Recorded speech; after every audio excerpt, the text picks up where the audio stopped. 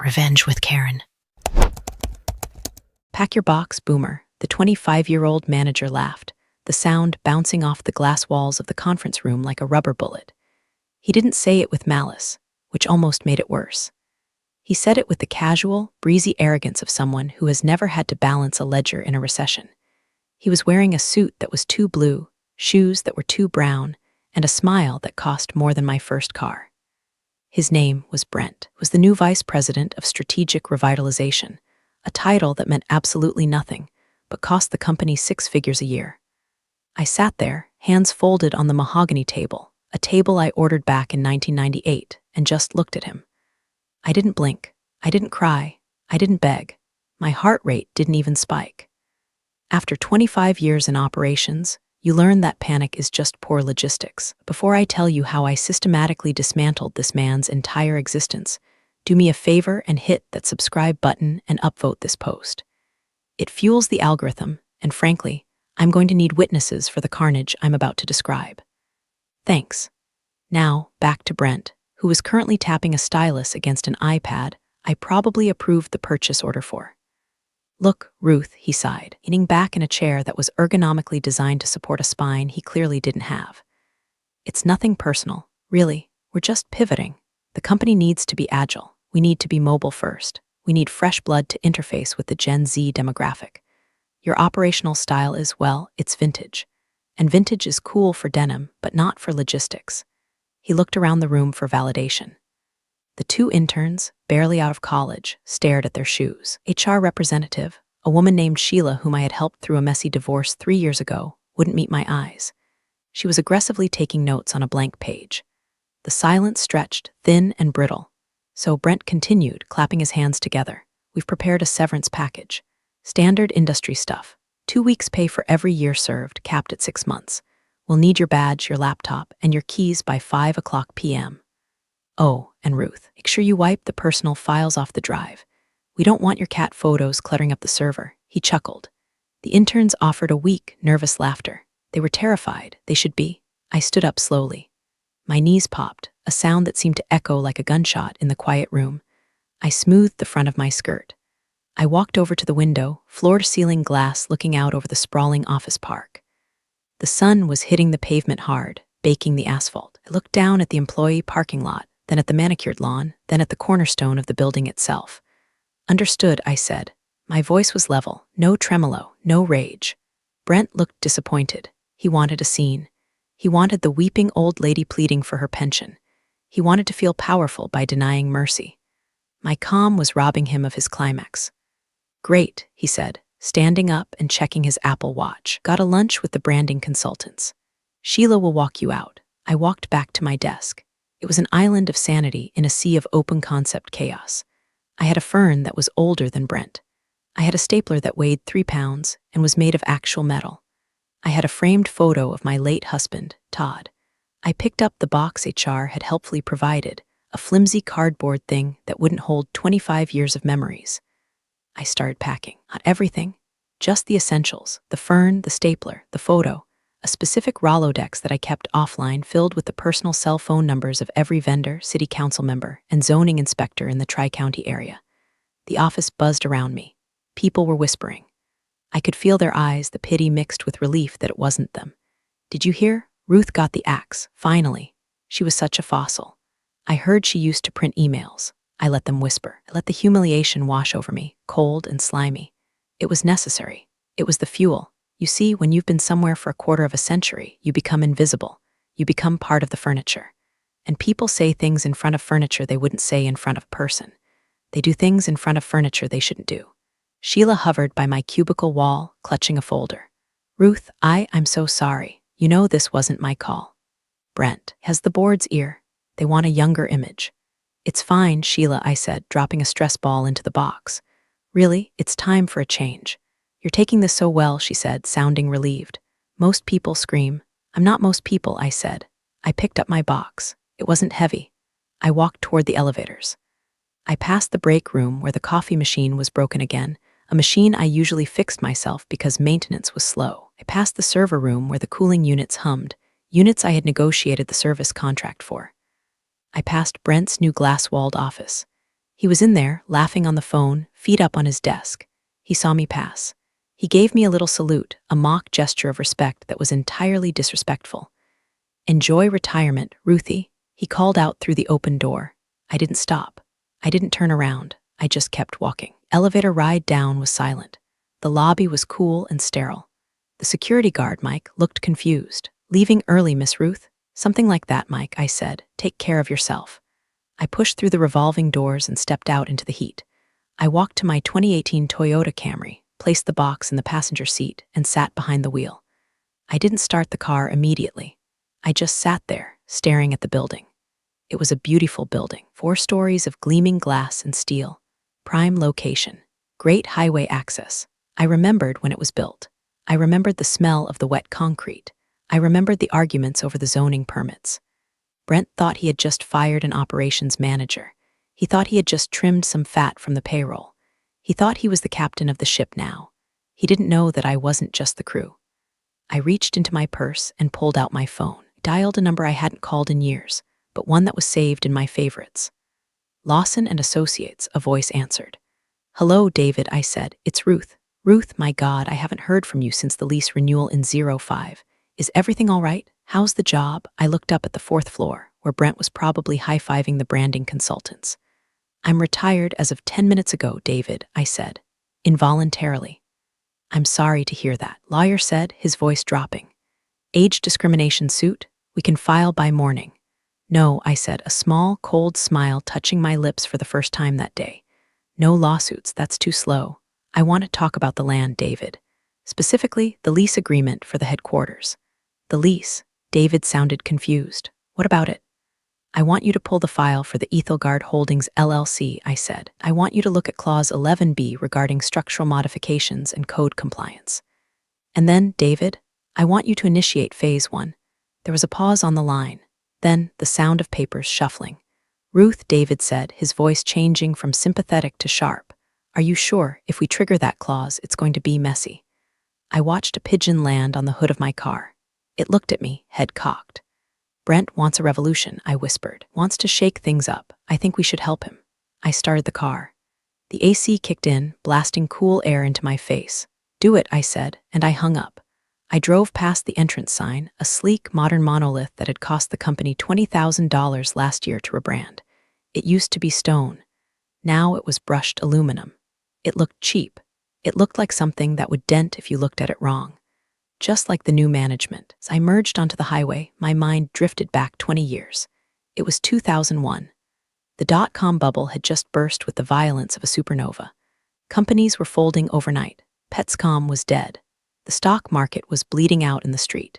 Our company, then a scrappy mid-sized logistics firm founded by 2 brothers, Frank and Jerry, was on the ropes. They were cash poor, panicked, and staring down the barrel of bankruptcy. They needed liquidity. They needed it yesterday. They were selling everything: trucks, patents, office furniture. And they were about to sell the land the headquarters sat on to a predatory developer who planned to bulldoze it for a strip mall. I was the office manager back then. I was young, sharp, and I had just inherited a significant but quiet sum of money from my grandmother, a woman who didn't trust banks and buried gold bars in her crawlspace. I saw the value in the land. It sat on a major fiber optic junction and had dedicated access to the interstate. It was a gold mine disguised as a dirt patch. I went to Frank and Jerry with a proposal, but I didn't go as Ruth, the office manager. I went through a lawyer, hiding behind a shell company I named Ethelgard Holdings, named after a fierce queen I'd read about in a history book. I offered to buy the land for cash, slightly above market value, lease it back to them on a 99-year triple net lease. Frank and Jerry were so desperate they didn't even ask who was behind the LLC. They just saw the check. They signed the papers, high-fived each other, and saved the company. I saved the company. For 20 years, the company paid rent to Ethelgard Holdings. The checks went to a P.O. box, then to my lawyer, then to a trust. I never touched the money. I reinvested it. I bought more land, compounded the interest. To everyone in the office, I was just Ruth from operations who made good potato salad for the potlucks. To the county recorder, Ethelgard Holdings was a faceless entity that paid its property taxes early. Frank and Jerry retired 5 years ago. They sold their shares to a private equity firm. That firm installed a board of directors who cared more about quarterly projections than long-term stability. And that board hired Brent. Nobody from the new regime had bothered to read the original lease. Why would they? It was a legacy contract. It was on auto-pay. It was a line item in a spreadsheet that nobody questioned. Big mistake. I pulled into my driveway. My house was modest, a brick rancher with a well-tended garden. I didn't live like a secret land baroness. I lived like a woman who enjoyed silence. I carried the box inside and set it on the kitchen table. The silence of the house usually comforted me. Today, it felt charged, electric. I made myself a cup of Earl Grey tea. I didn't use a bag, I used loose leaf. I waited for the kettle to whistle. The ritual centered me. My phone buzzed. It was a text from Sheila. He's already moving into your office. He's measuring the walls for vision board. I'm so sorry, Ruth. I took a sip of tea, a vision board, of course. I walked into my home office, room that looked more like a command center than a study. 2 monitors, a shredder, and a filing cabinet that locked with a physical key. I unlocked the bottom drawer and pulled out a thick, leather-bound folder, the original lease. The paper was heavy, high-quality bond. It smelled like old toner and victory. I flipped through the pages, scanning the legalese that I had helped draft 2 decades ago. Clause 4, rent escalation. Standard. Clause 8, maintenance responsibilities. Triple net meant they paid for everything. Clause 11b, structural integrity and alterations. Here it was. My weapon. Tenant shall not make any structural alterations, additions, or improvements to the premises, including but not limited to the removal of load-bearing walls, modification of electrical grids, or changes to the vent infrastructure, without the express written consent of the landlord. Failure to obtain such consent constitutes a material breach of this lease. Upon such breach, landlord reserves the right to terminate the lease with 30 days' notice and slash or demand immediate restoration of the premises to its original condition at tenant's sole expense.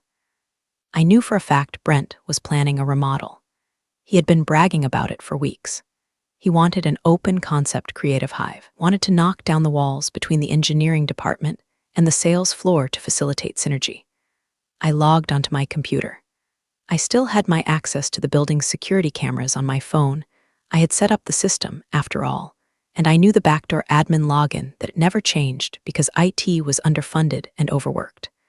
I pulled up the feed for the 4th floor. There he was. Brent was standing in the middle of the engineering bay with a contractor. He was pointing at a wall, a load-bearing wall. I zoomed in.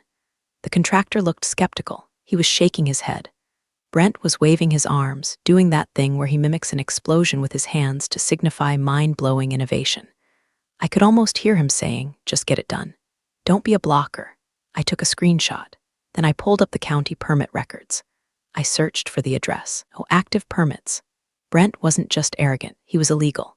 He was bypassing the city permitting process because permits took time, and Brent wanted his creative hive ready for the Q3 investor showcase. I leaned back in my chair, the leather creaking softly. The tea was warm in my hands. The anger I had felt in the conference room was gone. It had been replaced by a cold, crystalline focus. This wasn't about revenge anymore. This was about education. I was going to teach Brent a lesson about due diligence. I picked up the phone and called David again. "Ruth, phase 1 is a go," I said, staring at the screen where Brent was now literally kicking the drywall to show how weak it was. "And David, get the eviction papers drafted, but don't file them yet. I want to let him spend some of his budget first." "You're terrifying, you know that," David said. "I'm just agile," I said. "I'm pivoting." 2 days later, I was in my garden, pruning the hydrangeas. It was a therapeutic kind of violence. Snip, dead weight gone. Snip, room for new growth. I had my iPad propped up on the patio table. I had accessed with legacy credentials, the company-wide Zoom link for the town hall meeting. On the screen, Brent was pacing back and forth on a stage that had been erected in the main atrium. He was wearing a headset microphone, looking like a TED talk reject. Behind him, a massive projector screen displayed a slide that just said disruption in bold, sans serif font. "We are not just a logistics company." Brent shouted, his voice cracking slightly. "We are a movement. We are a vibe. The old guard," he actually paused to make air quotes, "built this company on spreadsheets and paper trails. They built silos. They built walls. Literally, and what do we do with walls?" He held the microphone out to the audience. The employees, gathered in the atrium, mumbled something incoherent. They looked tired. The lighting in the atrium was harsh, and I noticed the AC was off. Probably a cost-saving measure Brent implemented to optimize overhead. We tear them down. Brent screamed, answering his own question. The slide behind him changed. It was a rendering of the new office layout. It looked like a kindergarten for adults. Bean-bag chairs, foosball tables, and a massive, open space where the structural columns used to be. I stopped pruning. I leaned in, squinting at the screen. He wasn't just removing drywall. The rendering showed the removal of 2 primary support columns on the east wing, the wing that held the heavy server racks on the floor above. My stomach dropped, not out of fear for my job that was gone, but out of fear for my building. If he cut those columns, the second floor would sag, the server racks would slide, the structural integrity of the entire east face would be compromised. The building wouldn't collapse immediately, but it would be uninhabitable within months. He was going to destroy a $40 million asset because he wanted a collaborative flow. I watched as he pointed to the rendering. Construction starts Monday. We're doing a demolition day team-building exercise. Everyone gets a sledgehammer. The crowd cheered weakly. Mandatory fun is the worst kind of torture. Picked up my phone. David, I said as soon as he answered. Change of plans. We can't wait for him to spend the budget. He's going to compromise the structural integrity on Monday. What? David asked. How do you know? He's live streaming his intent to commit gross negligence, I said dryly. He's handing out sledgehammers to the accounting department, David. He's going to have the intern from payroll taking swings at a load-bearing column. Jesus, David breathed. Okay, you want to do? Injunction? No, I said. An injunction is a slap on the wrist. He'll fight it. He'll spin it as legacy interference. I want to trigger the breach, immediately, but I want it to hurt. I looked back at the screen. Brent was now doing a trust fall off the stage into the arms of the terrified IT director. Prepare the notice to quit, I said. But first, I'm going to make a call to the city. If they're starting demolition on Monday, they need permits. I know for a fact the permit office hasn't seen an application for that address in 10 years. Ruth, David warned. If you call the code inspector, they'll shut the building down. The business will halt. They'll lose millions in operational downtime. I looked at my hydrangeas. They looked beautiful, orderly, well-maintained. They should have thought of that before they fired the person who maintained the permits, I said. Fair point, David said. I'll draft the letter. When do you want it served? Monday morning, I said. Right when the first sledgehammer hits the wall, I hung up. On the screen, Brent was now showing a slide of a nap pod. I closed the iPad cover. The screen went black. I went back to my pruning. The decision was made. It wasn't just about getting back at Brent anymore. It was about stewardship. I owned that land. I owned that steel and concrete. It was my responsibility to protect it from idiots. If protecting my property meant burning down the company that rented it, well, that's just the cost of doing business. I spent the rest of the weekend preparing. I didn't drink. I didn't sleep much. I organized my files. I printed out the emails I had saved, the ones where I had warned the previous management about the fragility of the East Wing. I printed out the architectural blueprints I had in my safe. I was building a dossier, not for a lawsuit, for an execution. Sunday night, I sat on my porch. The air was thick with humidity. I could hear the distant hum of the highway. Somewhere down that road, my building stood in the dark, waiting for the assault. I took a sip of iced tea. Hang in there, old girl, I whispered to the building I couldn't see. Mama's coming. Monday morning arrived with a sky the color of a bruised plum. Rain threatened, hanging low and heavy. It was perfect. I didn't go to the office. Obviously, I went to the county clerk's office. The clerk's office is a place where hope goes to die, buried under fluorescent lights and the smell of industrial carpet cleaner. But for me, it was a library of secrets. I walked in at 8:05 a.m. The clerk, a woman named Barb who had been there since the Reagan administration, looked up over her spectacles. Ruth, she squinted. I thought you were working corporate. Haven't seen you down here since the zoning dispute of 12. I'm freelance now, Barb, I said, sliding a box of donuts across the counter. Maple bars, your favorite. Barb's eyes softened. Bribery in local government isn't cash, it's pastries and politeness. What do you need, hon? I need to pull the jacket for 400 Innovation Drive, I said, and I need to see if any emergency variance requests were filed over the weekend.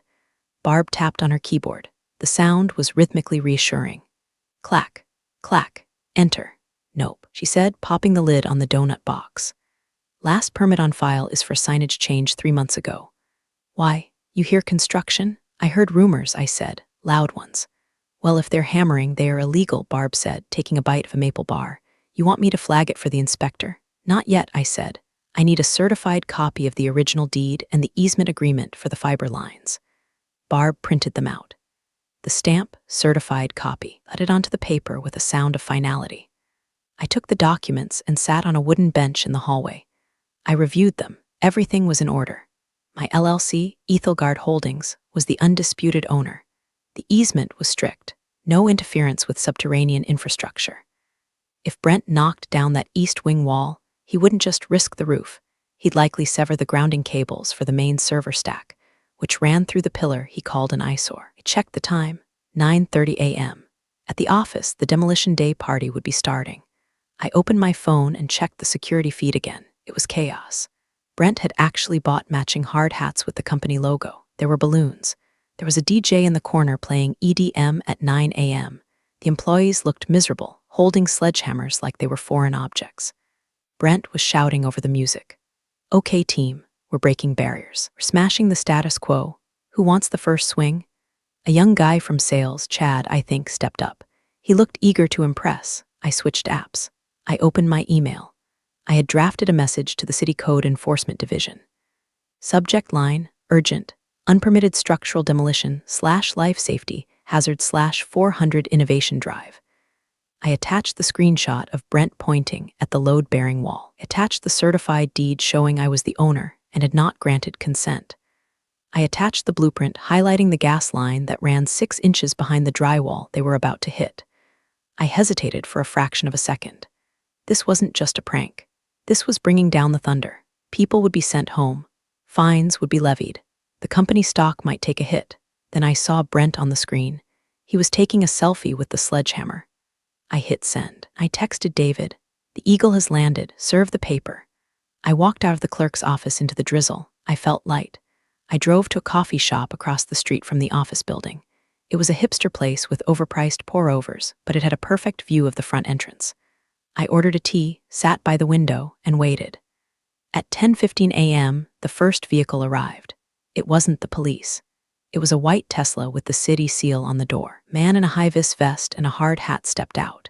He carried a clipboard like a weapon. Behind him, a red Fire Marshal SUV pulled up. I sipped my tea.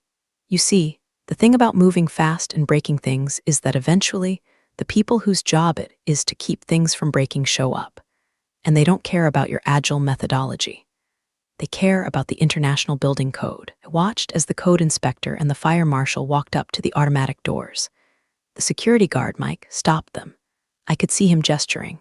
The inspector showed his badge. Mike stepped aside quickly. They disappeared inside. I checked the camera feed on my phone. Brent was mid-swing. He was winding up to smash a hole in the drywall. The music was thumping. Suddenly, the double doors to the office suite flew open. The fire marshal marched in, looking like a thunderstorm wrapped in a uniform. He didn't yell. He didn't need to. He just walked over to the DJ booth and pulled the plug. The silence was deafening. Brent froze, sledgehammer in the air. He turned around, annoyed. Hey, we're in the middle of a vibe shift here. The fire marshal walked up to him, looked at the sledgehammer, then at the wall, then at Brent. I couldn't hear the dialogue, but I saw the body language. The marshal pointed at the sledgehammer. Put it down. Brent hesitated. The marshal stepped closer. Brent dropped the hammer. Then the code inspector stepped forward, unrolling a set of blueprints. He pointed at the wall Brent was about to hit. He pointed at the ceiling. He pointed at the exit. Brent was waving his hands, doing the explosion gesture again. He was arguing. Bad move, Brent. Never argue with a man who can condemn your building with a sticker. The inspector pulled out a pad of red paper. He started writing. I smiled, blowing the steam off my tea. Phase 1 was complete. The disruption had arrived. The beautiful thing about the modern corporate ecosystem is how porous it is. Everything is content. Everything is shared. While the fire marshal was dressing down Brent in front of the entire staff, I wasn't just watching. I was curating. I saw the interns filming. Of course they were. They were filming the demolition day for their stories. Now they were filming the fire marshal roast, because it was objectively funnier. One of the videos hit TikTok within 10 minutes. It was from the account of a junior designer. Caption, Pav, your boss tries to knock down a load-bearing wall and the feds show up. Skull #corporate life #fail #eviction. I saw it. I downloaded it.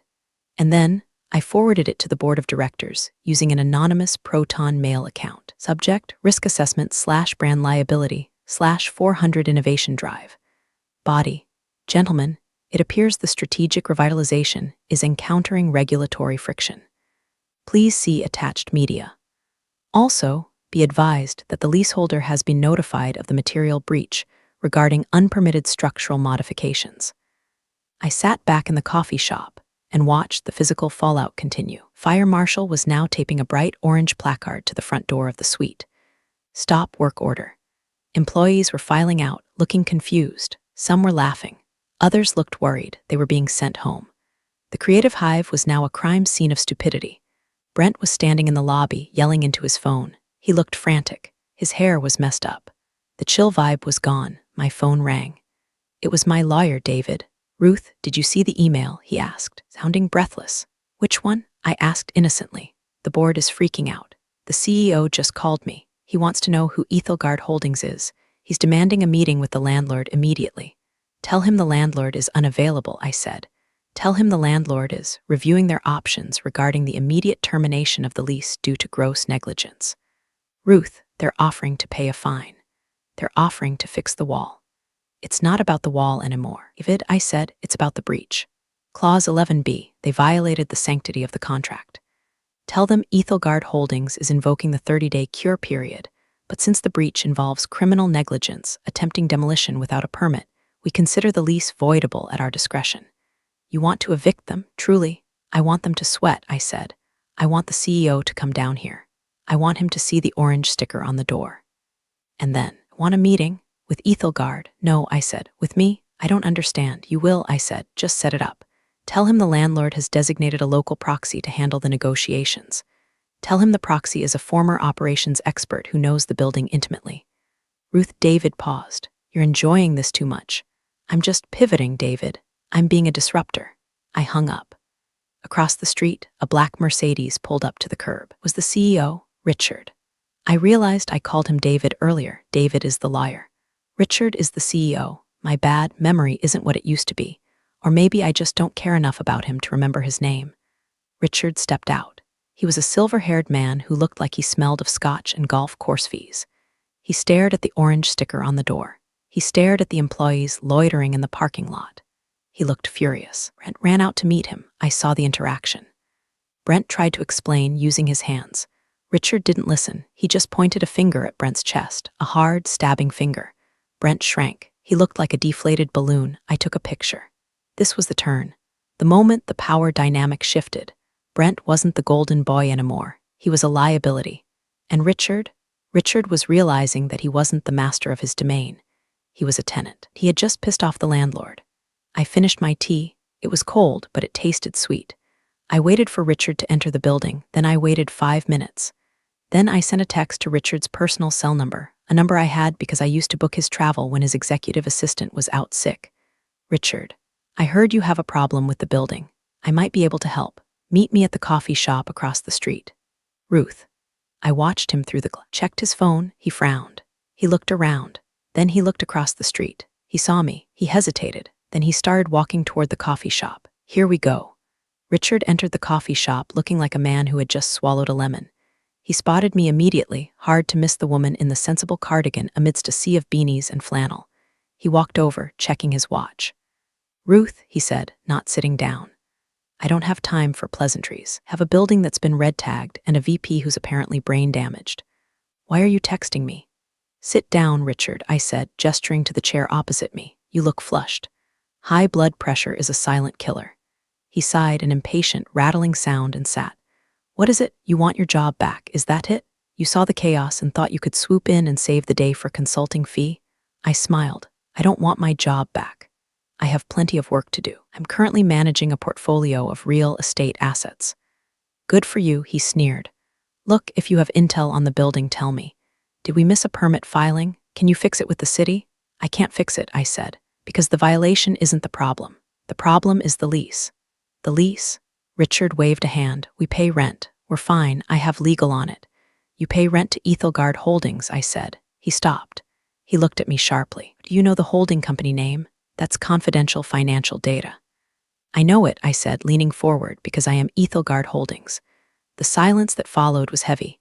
The espresso machine hissed in the background. A hipster laughed at a joke about oat milk, but at our table the air had been sucked out of the room. Richard blinked, once, twice. Excuse me, Ethelgard Holdings, I repeated. LLC formed in 2001. Sole proprietor, Ruth M. Vance. I bought the land from Frank and Jerry when you were still middle management at a firm in Chicago. I leased it back to the company. I've been your landlord for 20 years, Richard. He stared at me. His brain was trying to process the data, trying to reconcile the office matron image with the commercial real estate tycoon reality. That's impossible, he stammered. Conflict of interest. You were an employee. There's no clause in the employee handbook regarding passive real estate investments, I said smoothly. I checked, and frankly, I saved the company. But that's history. Let's talk about the present. Your boy Brent just violated Clause 11B, material breach. I can evict you today. Richard's face went pale. Ruth, come on, this is business. We can work this out. We'll fire Brent. He's gone, done. We'll repair the wall. We'll pay a penalty. I don't want a penalty, I said. I don't want money. Then what do you want? I want you to understand something, I said, my voice dropping to a whisper. You fired me because you thought I was obsolete. You thought I was slow. You thought because I didn't know how to make a TikTok, I didn't have value. But while you were chasing trends, I was building foundations. You were renting the space I allowed you to occupy. Richard looked terrified. Ruth, please, the investors. If we get evicted, the stock tanks. We're talking millions. Yes, I agreed. We are. I took a sip of my tea. I've already instructed my lawyer to file the eviction notice, I said. Unless what? Richard leaned in, desperate. Unless you publicly admit to the board and the staff that the strategic revitalization was a failure. Unless you reinstate the pensions you cut last year. And unless you apologize to me. Right now, it was petty, I know. Petness is a luxury you can afford when you own the dirt they stand on. Richard's jaw tightened. He was a proud man, a CEO. Apologizing to an operations manager was beneath him. He stood up. I won't be blackmailed by a disgruntled employee. We'll fight this in court. We have lawyers too. My lawyers wrote the lease, Richard, I said calmly. And your lawyers haven't read it in a decade. Go ahead. Fight. But remember, the court moves slower than a city inspection. Every day that red tag is on the door, you're bleeding money. He glared at me. You're enjoying this. I'm just pivoting, I said, throwing his own word back at him. He turned and stormed out. I watched him go. He was going to fight. Good, I hoped he would. I picked up my phone and texted David. He chose violence. File it. The next 48 hours were a masterclass in corporate entropy. David filed the eviction notice. It wasn't a secret. These things are public record. A savvy business reporter for the local paper picked it up. Headline, Tech Giant Facing Homelessness. HQ Landlord Files for Eviction After Botched Renovation. The stock dropped 4% by noon. Inside the building, or rather, via the Zoom calls of the displaced employees, panic was setting in. The rumor mill was on fire. Who is the landlord? Why are they kicking us out? Is Brent really fired? Yes, Brent was fired. It happened Tuesday morning. Richard threw him under the bus so hard I felt the impact from my house. But it was too little, too late. Richard tried to file an emergency injunction to stop the eviction. He claimed bad faith. He claimed I was acting out of personal animus. He wasn't wrong. But personal animus isn't a legal defense for breaching a contract. We had a hearing on Thursday. I wore my best suit, a vintage Chanel I'd bought at an estate sale. I sat next to David. Richard sat with a team of 3 lawyers who looked like they cost more per hour than my car. The judge, a no-nonsense woman named Judge Walters, looked over the documents. Mr. Henderson, she said to Richard's lead counsel, it says here your client attempted to remove a load-bearing wall without a permit, resulting in a stop work order from the fire marshal. Is this accurate? Your Honor, it was a misunderstanding regarding the scope of work. Lawyer argued, and the landlord is using this minor infraction to unreasonably terminate a long-standing lease. Minor infraction? Judge Walters raised an eyebrow. He tried to collapse the east wing, and the lease clause 11B seems quite specific. Any unpermitted structural change is grounds for immediate termination. Did you sign this lease? The previous owners signed it, the lawyer said, and you assumed the obligations, the judge said. Ignorance of the contract is not a defense. She looked at me, Miss Vance. You are the proprietor of Ethelgard Holdings? I am, Your Honor. And you are seeking possession of the premises? I am. I have concerns about the tenant's ability to maintain the asset. They have demonstrated a reckless disregard for safety and property value. Judge Walters nodded. Eviction granted. Tenant has 7 days to vacate. Richard looked like he had been slapped. His lawyers started to object, shouting over each other. The gavel banged. It was over. We walked out of the courtroom. Richard cornered me in the hallway. He looked 10 years older than he had on Monday. Ruth, he hissed, you're killing the company. We can't move in 7 days. We have servers. We have infrastructure. You're destroying 200 jobs. I'm not destroying them, I said. You did. When you decided that experience didn't matter. You decided that a shiny new MBA knew more than the people who built the place. You destroyed the culture. I'm just taking back the shell. We'll appeal, he threatened. Go ahead, I said, but you still can't enter the building. The fire marshal hasn't lifted the order, and I'm not signing the permit application to fix the wall until you're gone. He stared at me with pure hatred. You're a monster. No, Richard, I said, adjusting my scarf. I'm a boomer. Remember, we're stubborn. I walked away. My heels clicked on the marble floor. It was a good sound. 7 days. If you've never seen a corporate headquarters try to move in 7 days, it looks a lot like a colony of ants after you kick the anthill. Moving trucks lined the block. IT guys were weeping openly as they tried to rip servers out of racks without proper shutdown procedures. The Creative Hive furniture, the beanbags, the foosball tables, was tossed into dumpsters. I parked my car across the street and watched. I wasn't gloating. Well, maybe a little. But mostly I was witnessing the inevitable result of hubris. Sheila, the HR rep, texted me. It's a war zone in here. Richard is screaming at everyone. We're working 18-hour days packing. Ruth, did you really do this? I didn't reply. I couldn't. If I engaged, I might soften. And I couldn't soften. The lesson had to be complete. On day 4, got a call from a number I didn't recognize. Ruth, a young voice. Yes, it's Tyler from IT. The one who helped you with your printer that time. I remember you, Tyler, I said. You're a good kid. Ruth, man, look, I know they screwed you. Everyone knows. But if we lose the servers, we lose the client data. The company goes under. I have student loans, Ruth. I can't lose this job. I felt a twinge, a sharp little needle in my conscience. This was the collateral damage. Tyler, Sheila, the receptionist. The people who didn't make the decisions but suffered the consequences. Tyler, I said gently, do you trust me? I guess. Back up the critical data to the cloud tonight. Use the encrypted key I left in the safe in my old office. The code is 1998. You left a key? I always have a backup, Tyler. Save the data. Let the hardware go. Thank you, Ruth. Seriously. Don't tell Richard, I said. My lips are sealed. Hung up. I wasn't a monster. I was just a landlord with strict standards. By day 6, the building was a shell. The signage was stripped. The glass was dirty. It looked abandoned. Richard had tried one last Hail Mary. He offered me double the rent to stay. I sent the offer back with a red stamp, rejected. It wasn't about the money. It never was. It was about the respect. The night before the final eviction, I drove to the building. It was midnight. Parking lot was empty except for a security patrol. I walked up to the cornerstone, the one I had stared at the day I was fired. Dedicated 1995. I touched the cold stone. You're safe now, I whispered. The next morning, the sheriff would arrive to formally lock them out. The locks would be changed. The keys would be handed to me. I went home and slept like a baby. The sheriff's deputies arrived at 9:00 a.m. sharp. They were polite but firm. Property of Ethelgard Holdings, the lead deputy announced to the stragglers in the lobby. Vacate immediately. Richard was the last one out. He was carrying a box, much like I had been a few weeks ago. But his box wasn't filled with personal mementos. It was filled with legal notices and stress.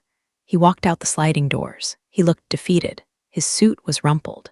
I was waiting for him, not in the coffee shop this time. I was standing on the sidewalk, right by the entrance. He stopped when he saw me. Are you happy? He asked. His voice was hoarse. I'm satisfied, I corrected. The building is safe. The code violations will be addressed. The asset is protected. You ruined us, he said. We have to move to a coworking space in the suburbs. The brand is tarnished. The brand was tarnished when you treated your people like disposable commodities, I said. I just accelerated the process. He shook his head, spat on the ground near my feet, classy to the end, and walked to his car. As he drove away, a silence fell over the lot. I walked up to the doors. The sheriff handed me the new keys. All yours, ma'am, he said. Thank you, deputy. I unlocked the door and stepped into the lobby. It was quiet. The terrible EDM music was gone. The smell of Brent's cologne was fading. I walked to the elevator. I went up to the 4th floor. I walked into my old office, one Brent had tried to turn into a zen zone. The walls were half painted. There were holes in the drywall. It was a mess. But it was my mess. I heard a noise behind me. I turned. It was Sheila. She had come back for a plant she forgot. She froze when she saw me. "Ruth, hi, Sheila." She looked at me, then at the keys in my hand, then at the empty office. "You," she started. "It was you? The whole time, you own the building." I didn't deny it. I just smiled. "You going to sell it?" she asked. "No," I said.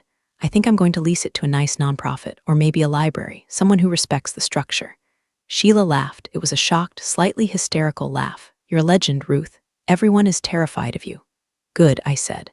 "Terror is good for logistics. Keeps people on schedule."